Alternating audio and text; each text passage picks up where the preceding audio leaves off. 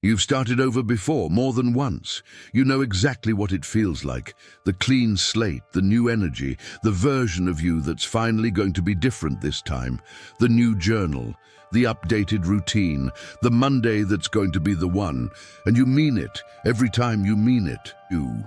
The question I want to ask you today isn't whether you've started over. It's what you're actually carrying forward from the last time. Because here's the thing about fresh starts that nobody tells you. Most of them aren't fresh. They're a replay of the same story with a new title page. The energy feels different. The circumstances might be slightly different, but the underlying pattern, the reason the last version didn't work, came along for the ride, unchanged, and it will produce the same result. Let me introduce you to a guy named Jordan. 28 years old, Atlanta, works in customer service, been there 3 years, hates it, but it pays decently. Jordan has started over, by his own count, somewhere around 11 times in the last 4 years. New workout routine, new diet, new journaling habit, new financial goal, new version of himself that was finally going to stick. And they did stick. For a while, 2 weeks, 3 weeks, once impressively 6 weeks, and then something happened. A rough day at work, a social event that threw off the schedule, a week where motivation just wasn't there, and the routine collapsed. And Jordan felt the familiar shame of having failed again, let himself down again, proved again that he can't sustain things. And then, after a few weeks of feeling bad, Jordan started over again. With new energy, new clarity, new commitment. This is the cycle, and the cycle isn't random. It has a structure, and the structure is what we need to talk about. Every false restart has the same 3 phases. Phase 1 is the energy surge. Something happens, a piece of content, a conversation, a difficult moment, a new year, a birthday that generates real motivation. This motivation is genuine. The commitment feels real because it is real at this moment. Phase 2 is the implementation. The new routine begins, the new habits start, and for a while they work because initial motivation is a real resource. It's just not a renewable one. Phase 3 is the friction encounter. Life introduces a variable the new routine wasn't designed to handle. Not a catastrophic variable, usually something ordinary. A hard week, a disruption, a moment where the habit would have required more energy than was available. And the routine collapses, not because you're weak, because the routine was built on motivation, and motivation runs out. After the collapse comes the shame, and after the shame comes the restart, and the restart is powered by the same motivation surge that started the cycle. Different trigger, same mechanism, same result incoming. The psychologist Gabriele Oettingen has spent decades studying why people fail to achieve their goals, even when their intentions are strong and their plans seem solid. What she found is that motivational thinking, the kind that powers fresh starts, actually undermines long-term follow-through, not because it's false, but because it creates an expectation of smooth progress that real circumstances never deliver. And when real circumstances don't match the expected smooth progress, the brain interprets the gap as evidence that the goal isn't achievable for you specifically, not for everyone, for you. This is the hidden mechanism of the false restart. Every time you start over and don't sustain it, you're not just failing to build a habit, you're building a belief that you're someone who starts things and doesn't finish them. And that belief becomes part of how you explain yourself to yourself, and the next restart is already carrying that belief, even when the energy feels fresh. Jordan knows this now, but knowing it didn't fix it, because the problem with insight is that it doesn't automatically change the system producing the problem.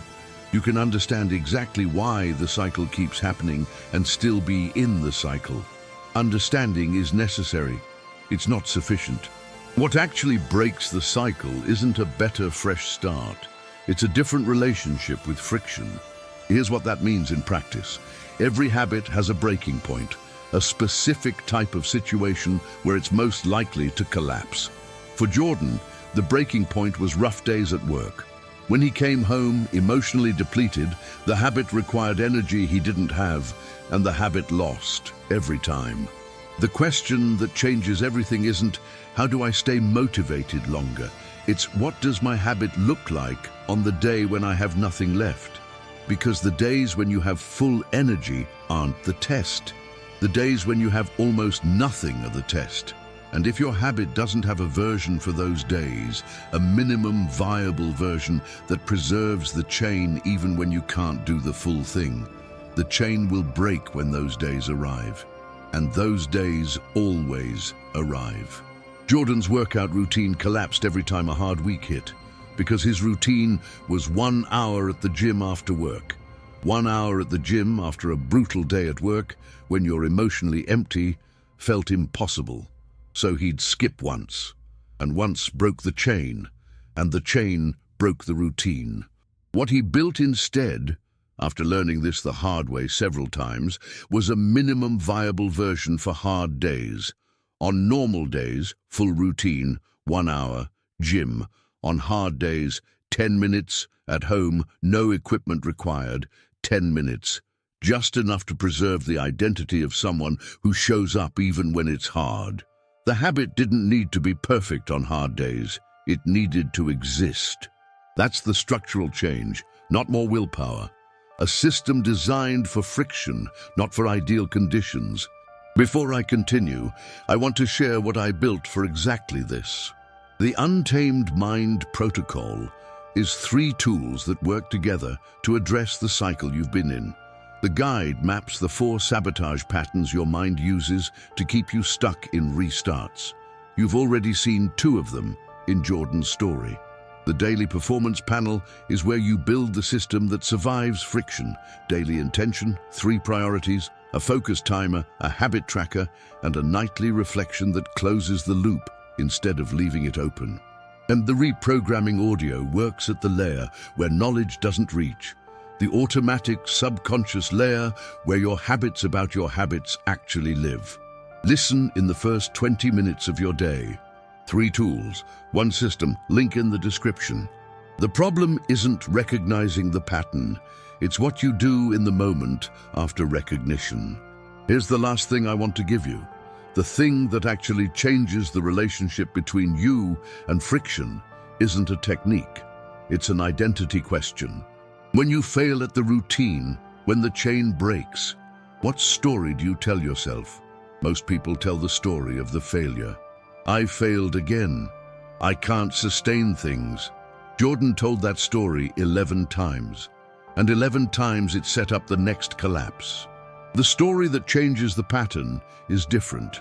I found the specific point where my system breaks. Now I know where to redesign.